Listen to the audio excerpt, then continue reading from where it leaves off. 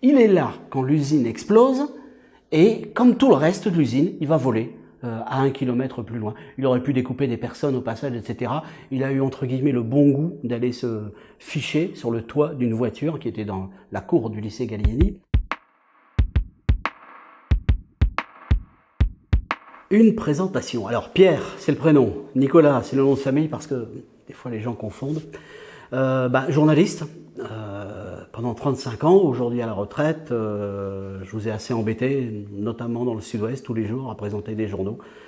Donc voilà, journaliste et témoin de la catastrophe d'AZF. Le petit bout de fer et la voiture rouge, la R5 rouge, peut-être, je ne sais plus comment j'ai appelé ça, c'est-à-dire l'article que vous pouvez lire par ailleurs dans Bout du Mag, je me suis tout de suite souvenu de quelque chose que j'avais vu, je crois que c'est le lendemain de la catastrophe, le 22 septembre, ou peut-être quelques jours après, je ne sais plus.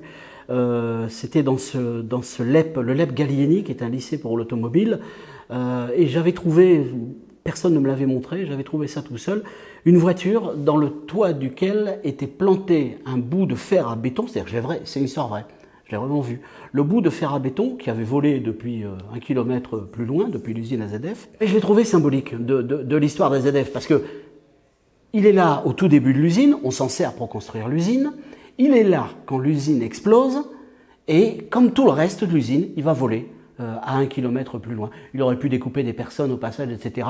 C'est cette histoire-là que je raconte depuis ses tout débuts, en 1920-1930, lors de la construction, jusqu'au 21 septembre, 10h17, passé de quelques secondes après l'explosion, il arrive à Gallieni.